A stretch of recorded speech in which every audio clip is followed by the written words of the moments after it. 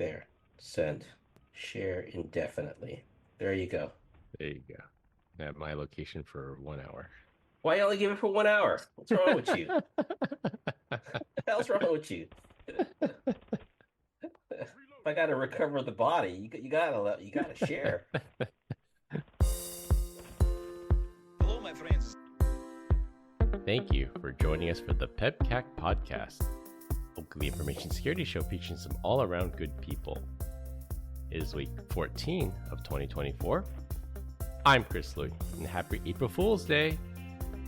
With me, I have my co-host, Uncle Barbecue, who is back stateside and an hour and 45 minutes late, but looking sharp in his suit.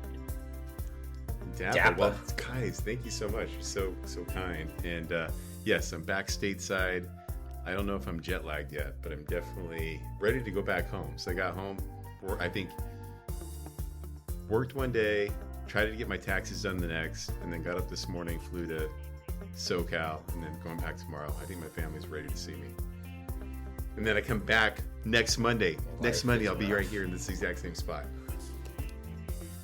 I'm going to leave the suit. Sweet. Racking up those freaking flyer miles, Brian. Yeah.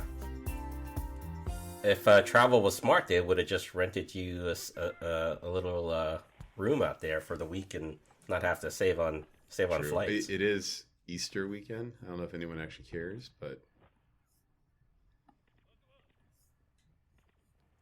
I don't know. It's Good Friday today, right? Apparently, Not tomorrow. I think. Yeah.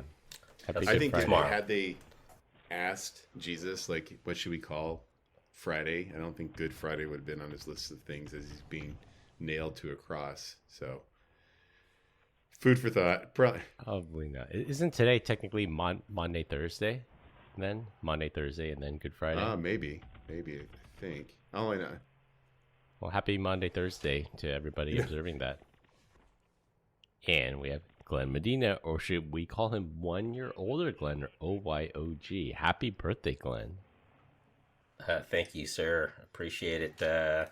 Feels weird to be at this number. I'll be honest with you. I didn't think I'd make it this far. I thought I would have croaked about 7 years ago. So Just living on borrowed time, Glenn. I am totally living on borrowed time, but having a great time doing it. That's what's important. Dude, that's crazy.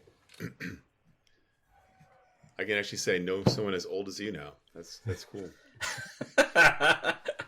Just remember, Todd is still the oldest one. Very true. That's true. He's an old fart.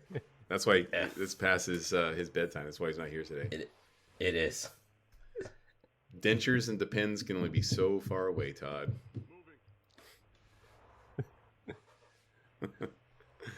Well, obviously no guests this week, considering we're starting an hour and 50 minutes late from our normally scheduled start time. But we do have a awesome guest scheduled 2 weeks from now, so definitely stay tuned for that.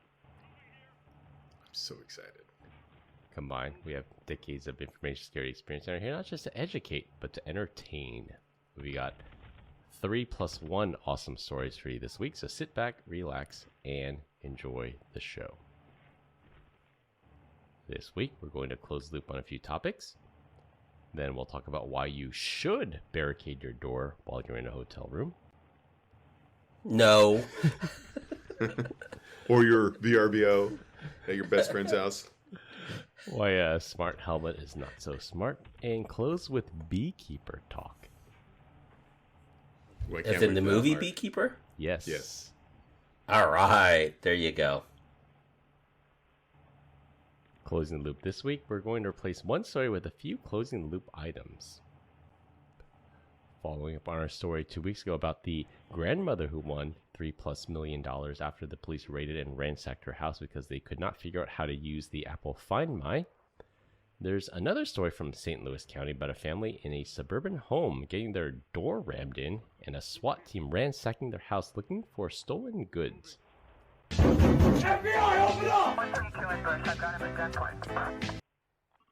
The probable cause for the no-knock warrant entry was that someone carjacked and stole a car containing firearms and a set of Apple AirPods. And those AirPods were tracked to a family's home using the Apple Find My app. The SWAT team expected to find the firearms by punching a basketball-sized hole in the wall or falling through a drop ceiling, but ended up coming up empty-handed. An hour and a half after the door was kicked in, the AirPods were found in a nearby street.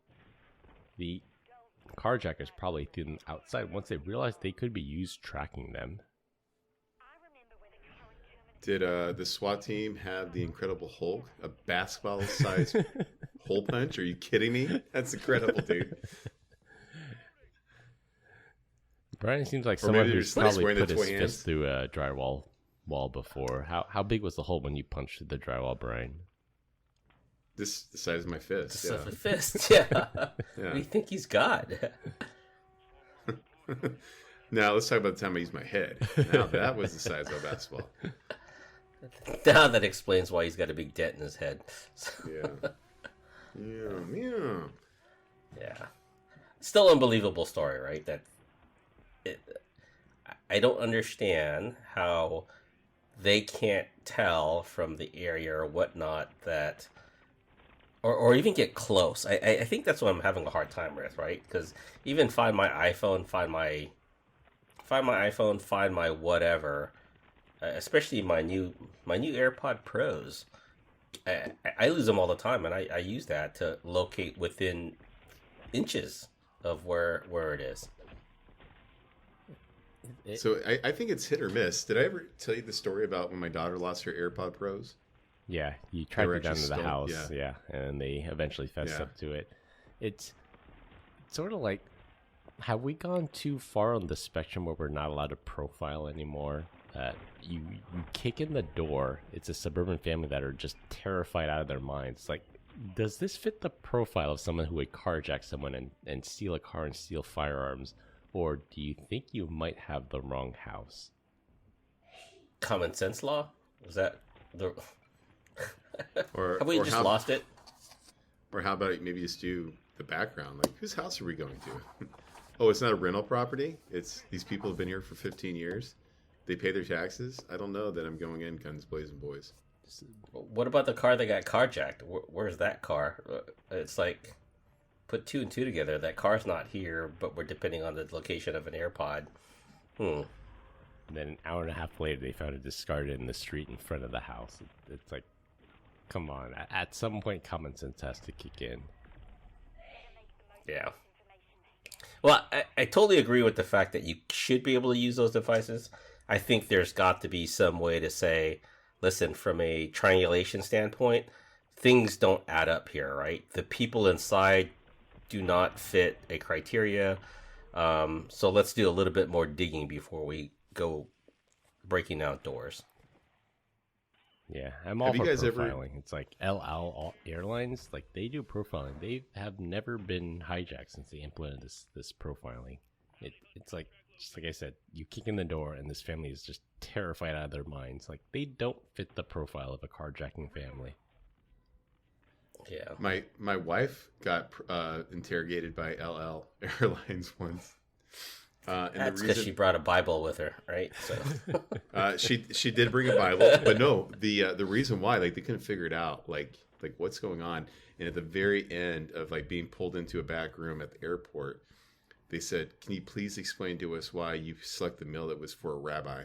They're like, "Yeah, I remember seeing that, and it was kind of weird that it was the only thing that we picked. That was the only option." They're like, "Yeah, you picked like a meal that's for ordained people only. Like, you're not clearly a rabbi, so whatever." Right? They let her on the plane, and she said the funniest thing is, like, they're serving, business class or first class, and then coach people and whatever. The first person that gets served on this plane is who? The it's rabbi. her. Is the rabbi. Yeah, my wife's getting a meal before anyone else. They was like looking around, like, what the heck is going on?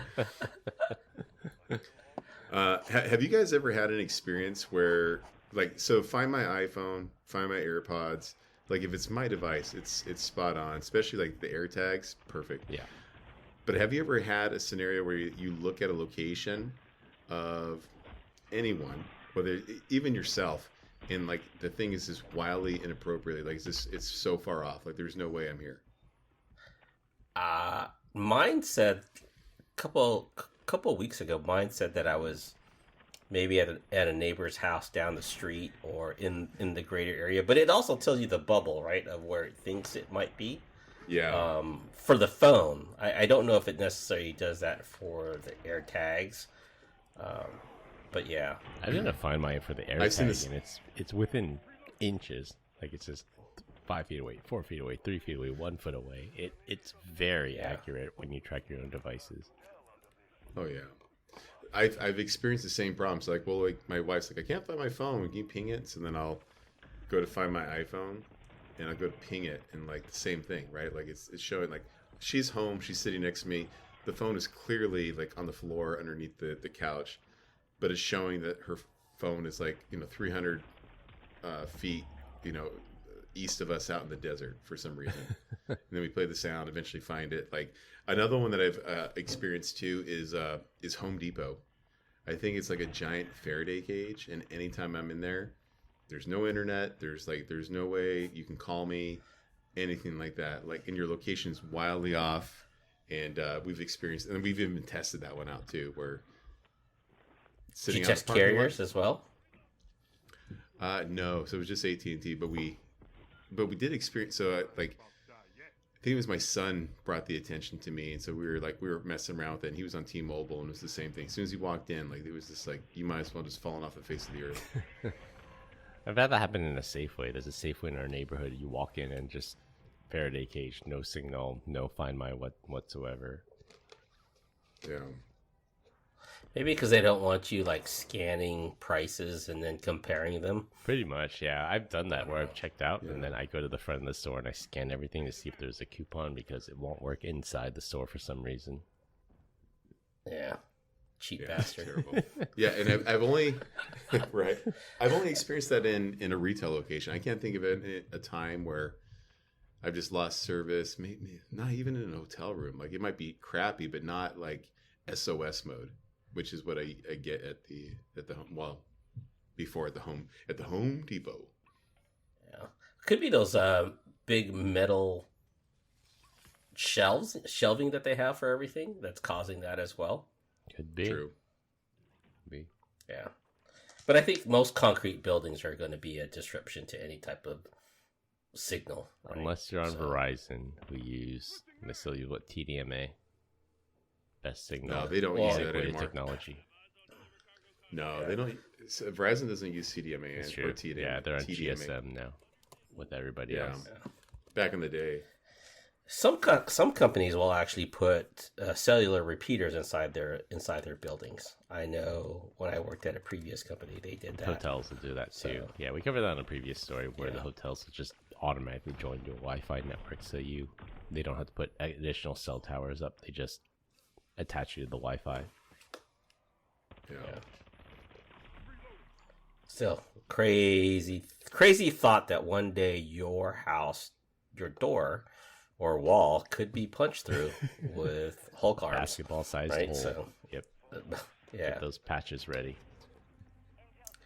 I imagine, like, give it 6 months, a year from now, there's going to be legislature again about no-knock, about using, location services from your smart device, and hopefully it'll get better. I mean, it's just got to be that it has to be pinpoint accurate within feet, not within like 4 city blocks, like that poor grandma that got her door kicked in when we covered 2 weeks ago. Yeah, it's got to be like. What do you think they're going to pay for this? They paid $3 million, right? They paid $3 million for the grandma. Yeah, hopefully this family gets a similar settlement and they get their walls patched up and their roof patched up.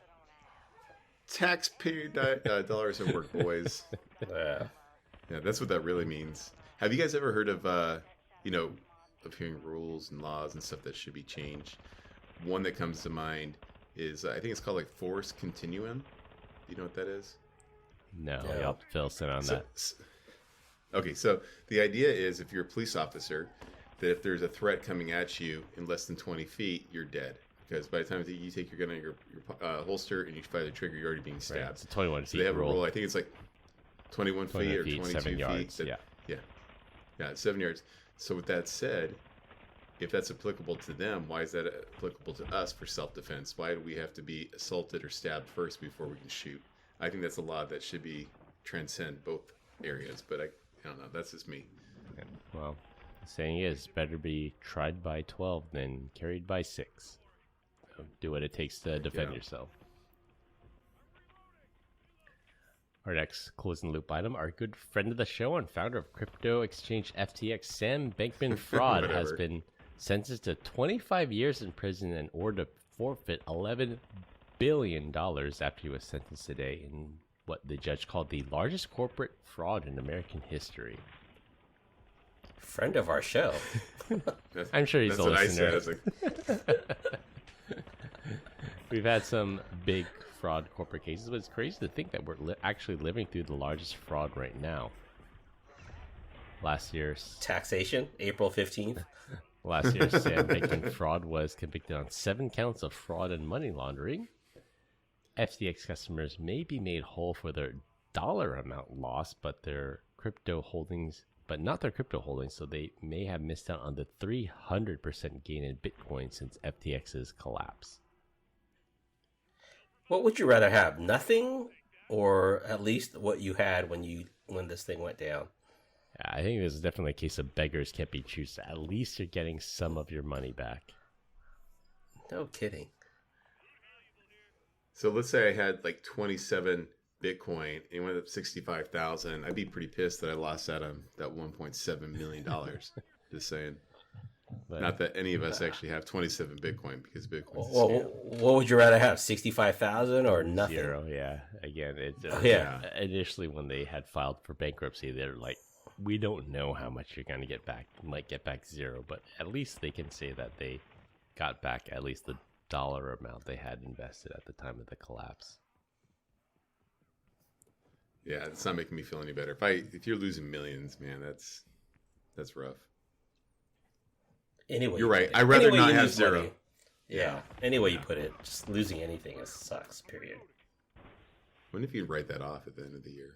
I'm sure you can. I think the FTX people got to write that, or not the FTX, the Mt. Gox people. I think they got to write off their crypto losses.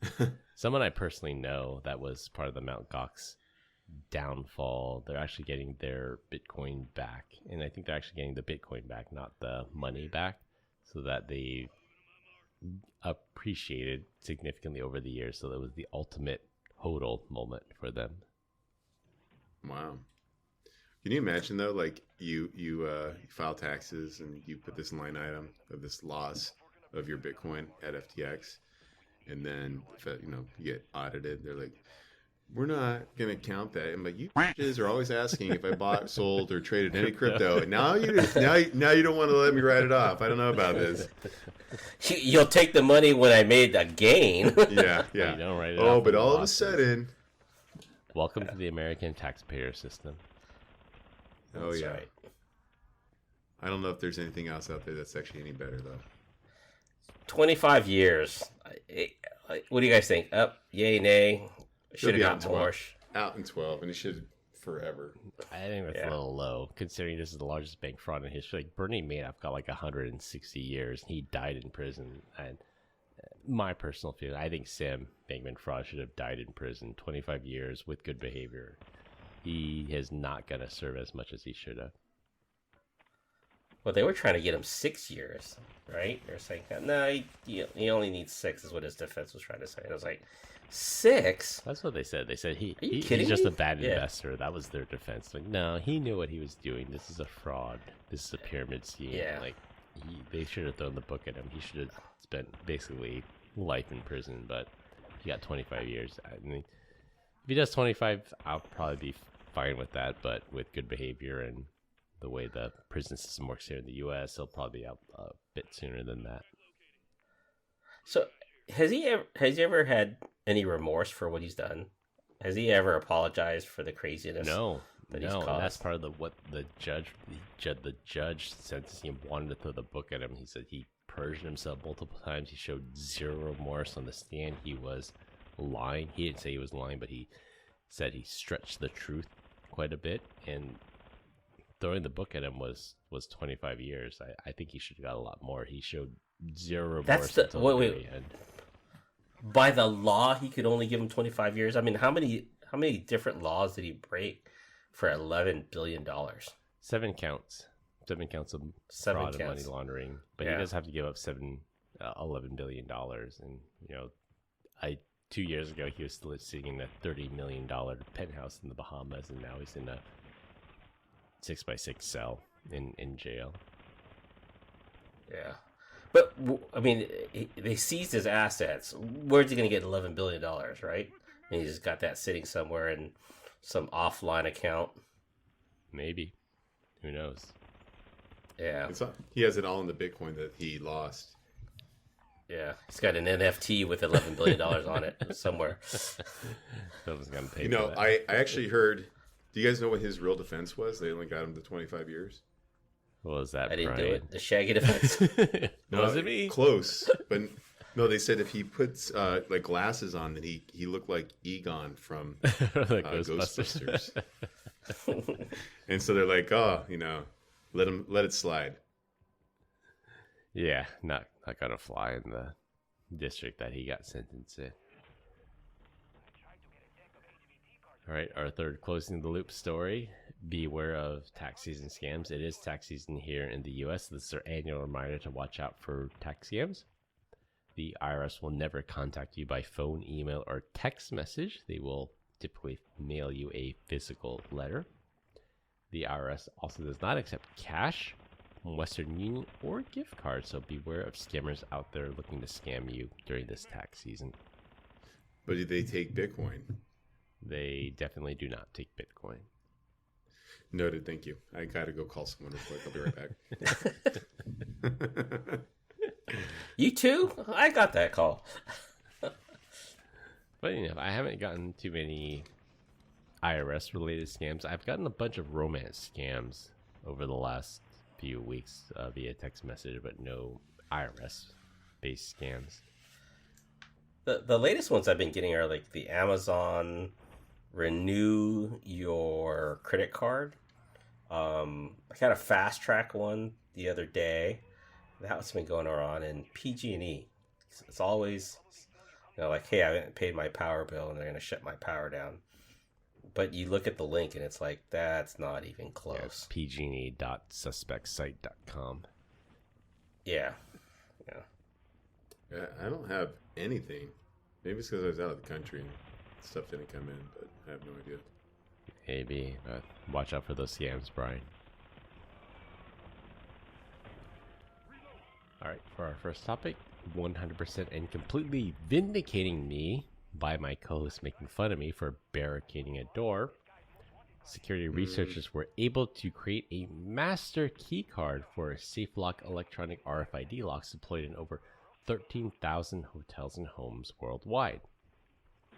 The security researchers notified the lock manufacturer Dormkaba in November 2022 and only recently disclosed the flaw because it was taking so long for the manufacturer to roll out patches and fixes, and even longer for hotels to implement the upgrades.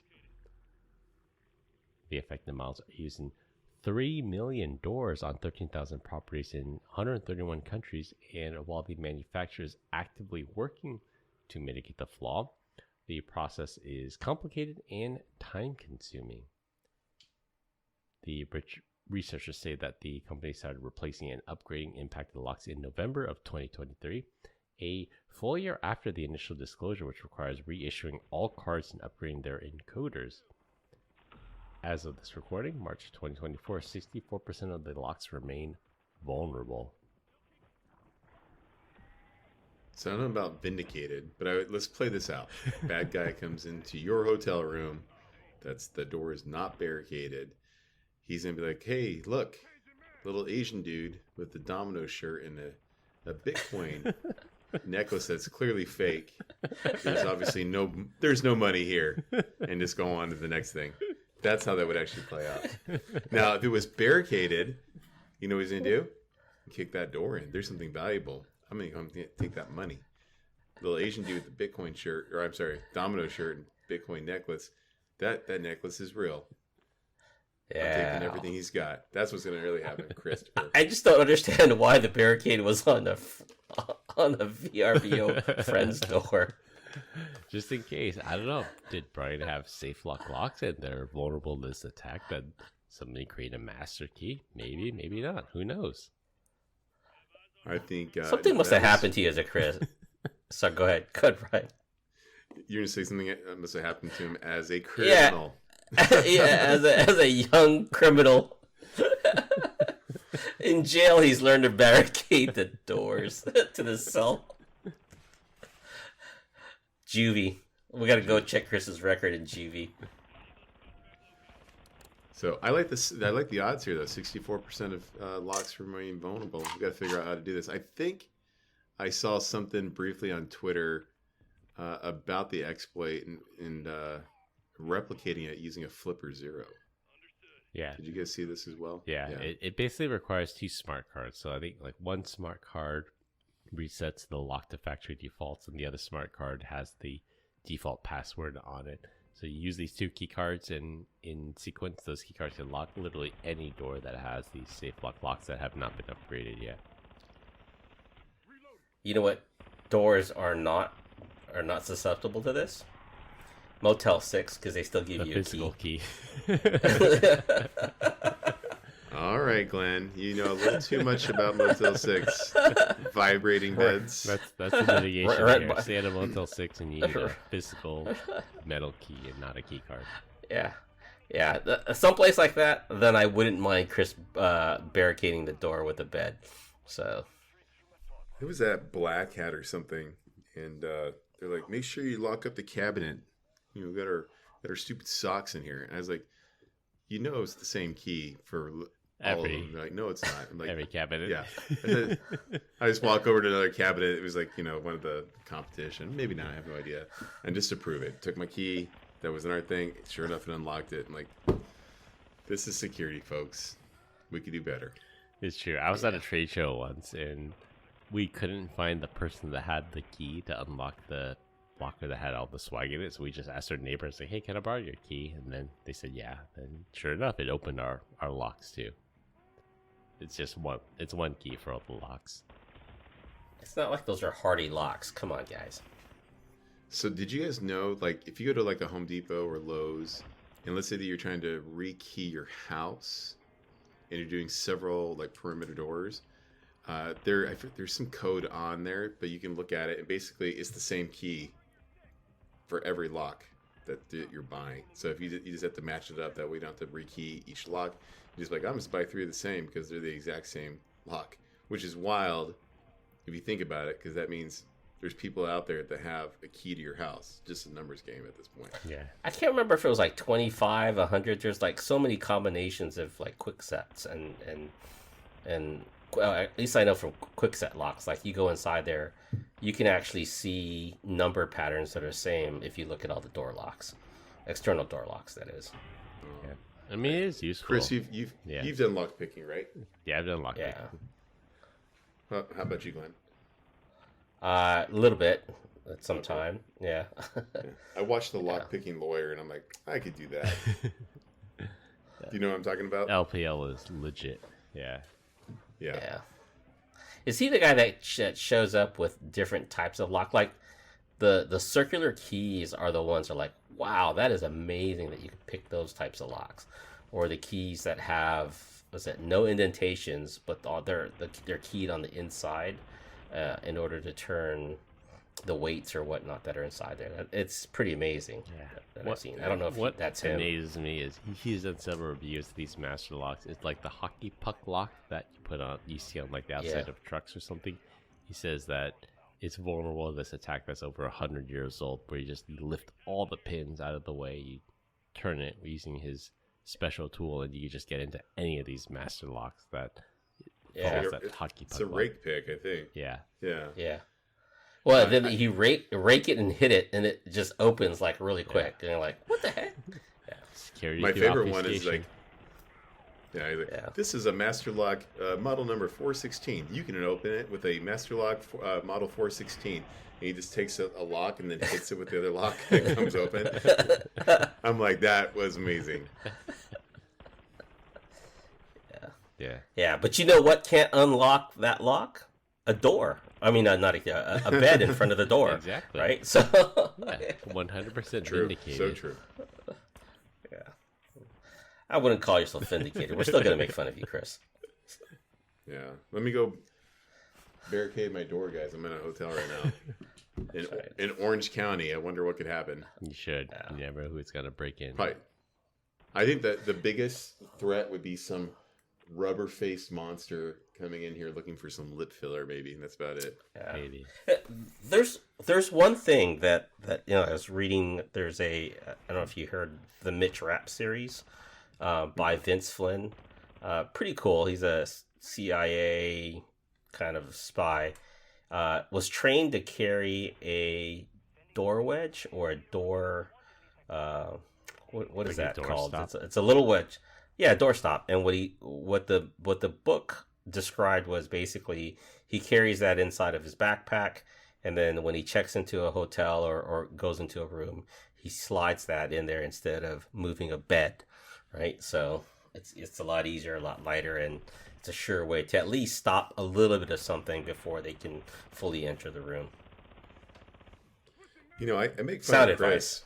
but I Yeah. used to have like a like this modem that could jump on. Like you would Bluetooth it to your computer, I think, and then you would use that to go to join the hotel Wi-Fi and then go through the acceptable use policy, and then you put the router on there, and then I would take that and then I would plug in a Wise camera to that had full pan, tilt, and zoom, and then I would put it in my hotel room, and then I would always leave, and I would say no service, and then I would catch house speakers coming into the room, even if it says do not disturb or don't give me service, and they'd see the camera, they just immediately make a beeline, turn back around. Always a Marriott property too, by the way. So Marriott does not honor that do not disturb sign. They don't? No, not in my case.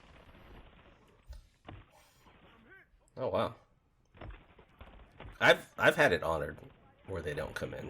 Maybe I don't. Do you have video Maybe you're evidence? suspicious there, Blaine? Brian. No, I don't. So how do I you think know they're I not think they're getting trying in? to. Yeah, you'll never know unless you just sit in your hotel room all day like a weirdo, like Chris In a robe, barricading himself. in a kimono. Yeah. All right, for our second topic, the makers of a smart helmet for skiing and motorcycles is coming under fire for not implementing basic security measures. LiveVault makes helmets that allow groups of people to locate each other and communicate over Bluetooth. This is a useful feature if you're going skiing in a group and you want to find out where the rest of the group is. However, when security researchers dived into the API used for location tracking, they found that the only thing required to join someone's friends group is a 6-digit group ID number.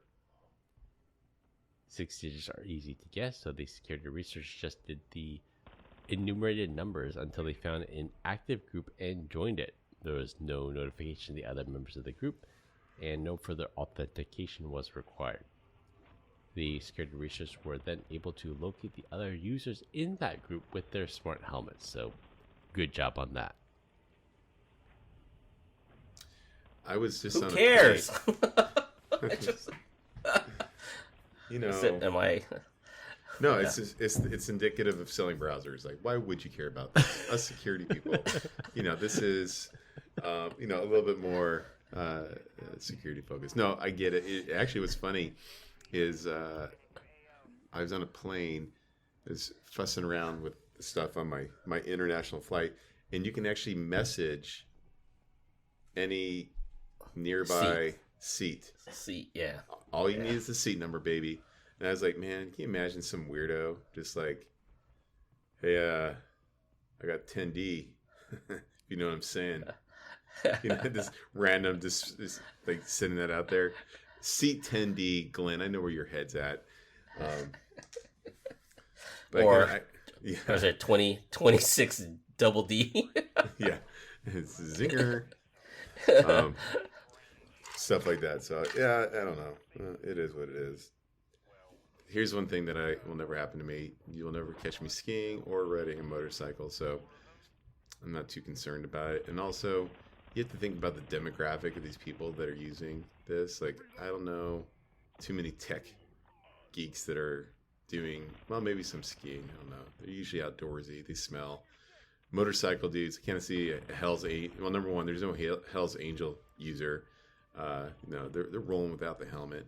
And then two, can you imagine trying to tell them, like, here's our group ID, and then here's the password. Their minds are going to explode. I gotta go look this up because I've got a motorcycle helmet. I've got Bluetooth. I don't have the location services turned on that though. So you have a Live-All? I've got to go Live-All? No, it's not. Oh. It's a Bell. So Yeah, it's a specific brand that has this location service turned on that you can just go out there and find out where your other friends are. yeah, I just wonder if the communication. So on mine, the communication device is different than the helmet itself. So I guess you can have different helmet manufacturers, but the same communication device that's inside there. I'll have to go look that up. So Yeah, they probably OEM it to all the helmet vendors out there, so it allows you to talk over Bluetooth, but it also allows you to find other riders or other skiers out there just in case somebody gets lost.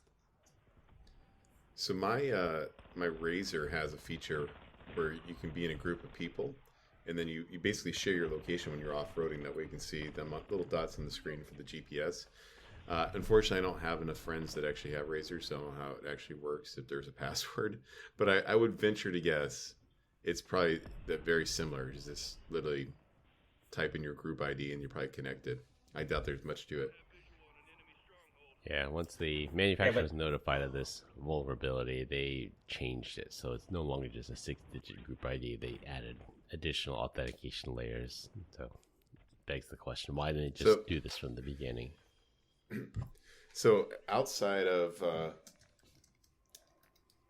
tracking somebody, which is bull crap, because like maybe you're gonna get 50, 70 feet, like that, whatever. Like if you're being stalked by somebody and they're that close to you already, like you should have known, right? And then maybe they can eavesdrop, but again, they have to be within a certain proximity. I guess maybe in a location. No, again, you're skiing down the side of a hill. You're on a motorcycle. You're going to be aware of people that are eavesdropping. 1,200 meters. Is it 1,200 meters? That's pretty far. Over Bluetooth? I don't know. Well, it's signal, right? It's not. Yeah, 1,200 meters. A wide range of 1,200 meters. So For Bluetooth. You're saying this thing? Yeah. 1,200 meters on Bluetooth now? Yeah. Yeah, seamless Bluetooth intercom, but connect with fellow riders within a range of 1,200 meters. probably connected to your Zigbee. smartphone. Yeah, it looks like the helmets connect to one another and create kind of a mesh. Yeah. But using that, you can at least That's pinpoint to where a person is. They're on a specific slope, or they're on a specific road that they're riding their motorcycle on. Still pretty creepy that you could just enumerate any 6-digit code and find out where everybody is. So how can we avoid this? The image of the helmet looks like it was used in Star Wars. You're flying. Did you guys notice that at all? Yeah, the lighting, is that what you're saying? No, it's like a white helmet with like an orange stripe. Like it looks like it was in Star Wars. Like the part of the Rebel Alliance trying to fight the Empire. Who knows? This one was a cool one, though. Oh, that's a different one. I was looking at the article. Yeah, I just went and looked up their helmets. So, have you guys ever watched Spaceballs? Oh yeah. Oh, who hasn't? Schwartz, Come on, man, that's classics. Yeah. Well, number one, you guys recommended a horrible movie by the name of Beekeeper, so I had horrible. Oh, come on. Spoiler Get alert, outta everyone. here. Yeah, we'll get to it at the end. So I didn't know Get about you outta guys' movie taste. So I'm not getting out of nowhere. You guys get out of here. I mean, to be fair, you did like Barbie. You thought Barbie was awesome. I didn't watch Barbie. Chris did though. I did not watch that, Brian. Yeah. Ryan Gosling is a good-looking dude, though. Gotta say. Oh God. Did you just say that? Objectively, you gotta admit that. Objectively. I'm gonna pull your man card right now, Chris. Totally pulling your man card. You know, I don't know that I can definitively say if someone, like another dude is attractive, but every once in a while, there is a dude that you'll see and you're like, oh my God.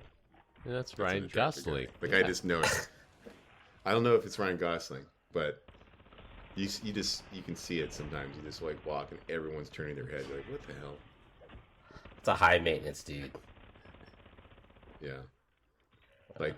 Like you, Glenn. That's what I was trying to give you a compliment here, buddy. It's you. I'm not. Okay, have you seen what I'm wearing right now? You're a Hugh Hefner smoking jacket, Glenn. That's right. True.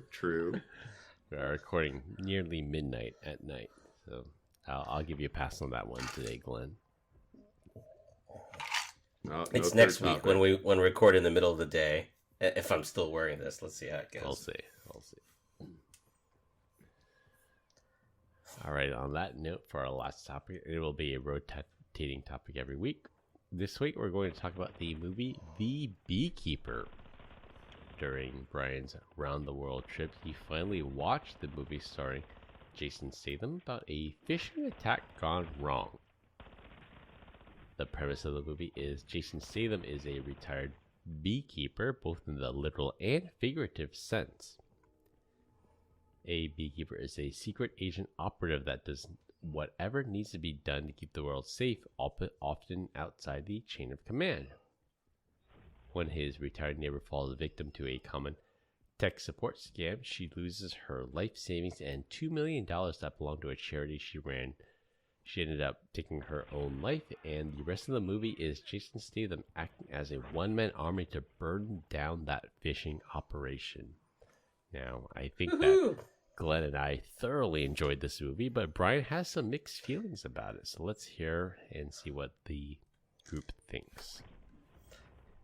To me, go first. Yeah. To me, the call centers, the scamming call centers were just, it seemed to me spot on, and the way they were getting motivated and being talked down to by, the regional director or whoever that person was in charge was.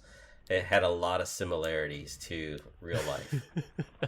Yeah, that was he definitely aligned with some of the regional directors we've had to work with, Glenn. Isn't that right? Yeah. Yeah, like, how much did you close? 200,000? I'm gonna and you're like, oh my God. I love you. You didn't close that deal? Oh, you're killing me here. You're killing me. You didn't close that deal? Yeah. You guys are terrible. I had such high expectations because Glenn's like, or Chris is like, I've watched 4 times already. It's like, oh, this movie must be good. Now, opening with Claire Huxtable. All right, I'm leaning in a little bit. Who doesn't like, America's Mom from the early 80s, late 90s, or I'm sorry, late 80s, early 90s. And then the acting was the worst I've ever seen in my entire life. Chris, you did a better job acting-wise of describing what the F a beekeeper is compared to the FBI agent that was trying to illustrate this in her infinite wisdom and terrible acting. Like, it felt like she was reading off of a cue card. I couldn't relate to it whatsoever. And then when the other beekeeper to show up to kill the other beekeeper, I'm like, dude, there is no way. This is Jason Statham. That is a chick on meth. This fight, the only thing that happened right there was that this fight should last about 30 seconds because there's no way in hell, no matter how badass you are, that Jason Statham's losing to this chick. And sure enough, I think he put her down in about a minute. Thank God. I almost turned it off. If she remotely put his life at risk, I was like, I can't do this anymore. I got to turn this thing off. It was so bad.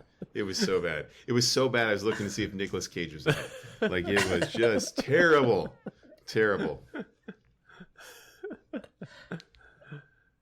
Jason Statham running around, like, it gave me what was the one that he did, like the adrenaline, like just running around like a lunatic, just it was like Crank. It was like Crank. They made a right? sequel of that. Good action. It was so good they made a Crank 2. Okay. Was it with Jason Statham as well? It was Jason Statham. He made a Crank 2. They found some way to continue this story arc that morphed into a sequel. Yeah. It was what was the movie with Matt Damon? Good Will Hunting. Which one? Yeah, no, close. No, the one where he's like a fighter guy. Like he's just Born. The Born Yeah. series. Yeah. Like I feel like they were sitting around in like not even a coffee shop when they came up with this idea conceptually. They were probably doing ayahuasca or maybe DMT. They're like, how about Jason Bourne, but he's a beekeeper, right? They're like, yeah, what the F is a beekeeper? You know, and they're like, we'll make up this story about how he's here to save the colony, regardless of what's going on. And then we'll tell it really crappy. Yeah, no thank you. Yeah, I think you were... To me, the plot was but the idea was just the fact that the comedy of the storyline around phishing, right, around these call centers that are making a tech support way scams. bunch, a bunch of money, right, and take that and it's actually someplace else where they're running these things from, right? It's just the fact that some of that garners some similarities and There's a lot data of good analytics humor. company, Mom. And the mom is the president of the United States. Are you kidding me? Spoiler alert, Brian. Yeah. Trust me, there's no spoiler. Like, this show Yeah. was insanely stupid. Like, it was really far out there. I watched this movie, and I was watching it. So I was watching it on the couch. My wife was working on her laptop, and she was just passively listening to it. And she's, oh, that's just wrong what they do to people out there and try to prey on their emotions. And I said to her, like, this is the unfortunate thing. Like, this That's is real. It's extremely accurate on how these tech support scams work. They say things like, oh my gosh, you took my money. I'm going to lose my job. My kids are not going to eat. Like, they prey on people's emotions like that. And they prey on these retired people, these elderly people on their emotions. Like, it's extremely accurate in that aspect. Now, Jason Statham beating up a bunch of security guards, maybe not so much, but the way they portrayed the actual hack, the phishing scam, like, it is extremely accurate on how these tech support scams work. I think you're dumb for believing that the call center looks like that. It is probably more like a gas station bathroom floor With all the Zoom than it calls is on the some wall. Yeah, like, it was insane. Yeah. You've seen Pierogi, right? Have you seen watching any videos of Pierogi those when they're tech support filming? scam people. Yeah, No, I they're haven't not seen sitting any in of they're not sitting in a call center that looks like that. They're sitting in some office in India that's got chairs and desks, and it looks like a regular call center, except it's... Oh my gosh, I accidentally sent you 50,000. You have to send me 50,000 back. I'm gonna lose my job. My kids are not gonna eat. You're a grandma. You remind me of my grandma. Yeah. All with an accent, though.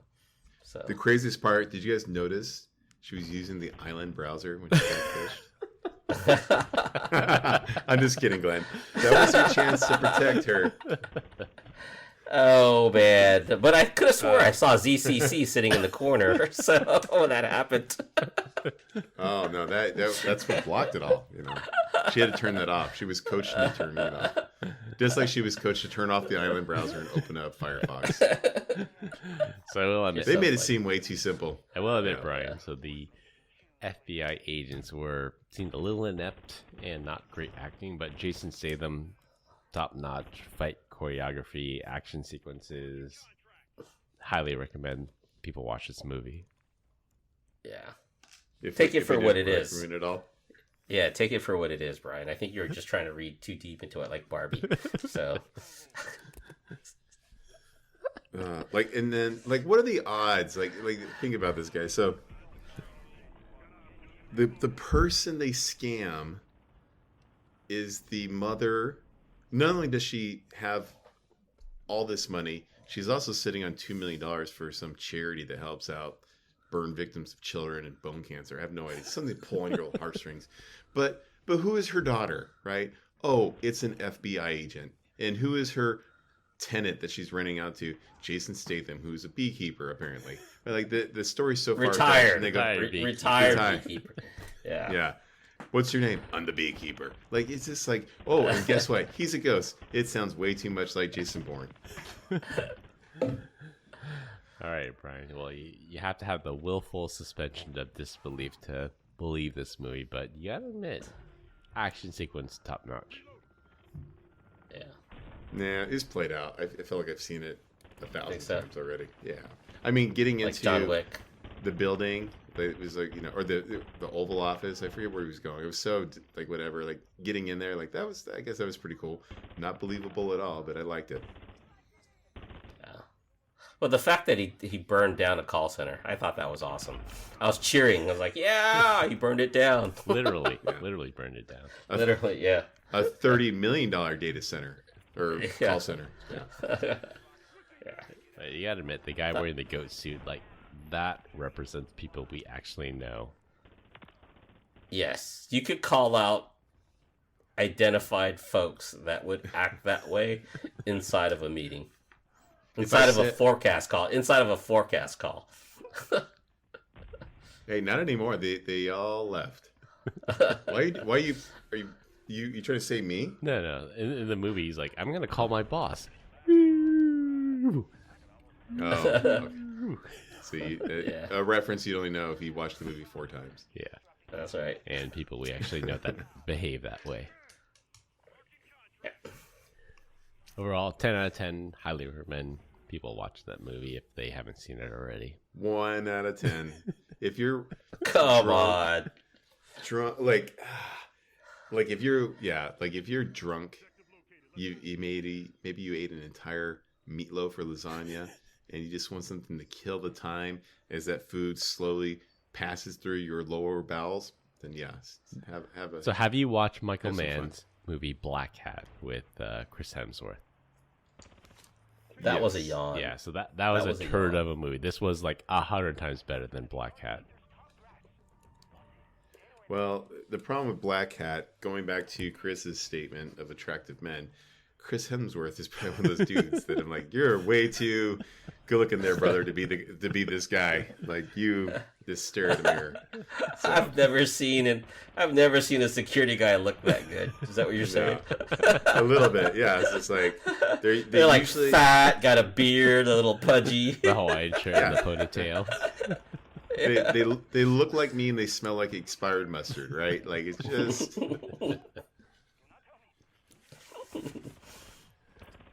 Oh man! All right.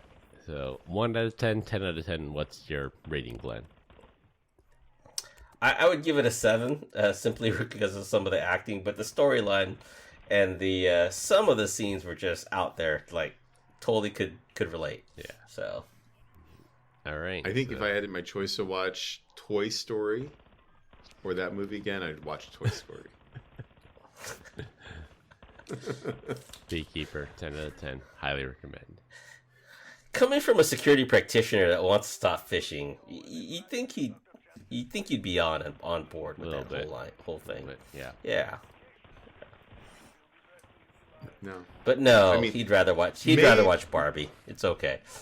Maybe if that movie somehow raises awareness and makes old people less susceptible to fishing, then I'll knock that up to a 3 out of 10. All right. Good enough. So hopefully we'll do a service out there and look out for elderly people out there. Do not fall for these tech support type scams. If you see a pop-up on your browser that says you've been infected and call this 1-800 number, 100% is a scam. Close the window. Not real. Chances are it's not even 1-800. I bet you it's like 1-844. Like it's like you're paying probably. for it. You have no idea. Yeah. All right. Well, we continue to get great comments about our dad joke of the week. Dad joke of the week. This week, Glenn's up. So this one, I can't remember if Brian did this one already, but we'll give it a go. All right. What's the difference between a dirty bus stop and a lobster with breast implants? That's good. I did not do this one. He definitely did not do this one. All right. What's that word? I love it though. The suspense is. One's a crusty bus station, and the other is a busty crustacean. Winner. There you go. I got that from my middle daughter. She gave it to me right before the show. So, all right. Well, cheers. Kudos to Harley. Yeah, cheers to Harley. Thank you for that joke. All right. To wrap things up, Apple Find Me is not accurate. Sam Bankman Fraud was sentenced to 25 years. Beware of tax season scams. Hotel doors can be unlocked with a master key. Smart helmets aren't. And in Glenn and my opinions, The Beekeeper is a must-see movie. That's all we have for this week. We hope you enjoyed this week's episode. You can find us on LinkedIn. Links will be in the description. Follow us on Instagram at PEBCAK Podcast. Thank you to all listeners and subscribers who's rated us 5 stars in the iTunes Store and Spotify and left us a review. We appreciate you all spreading the word to help grow the show. The best way to find us is search for the PEBCAK Podcast in your favorite podcast listening app. My co-host Brian Deach and Glenn Medina. I'm Chris Louie. Thanks for listening, and we'll see you all next week. And as always, have a nice day. Bye, Felicia. Happy Easter, everyone. Yo. Have a nice day.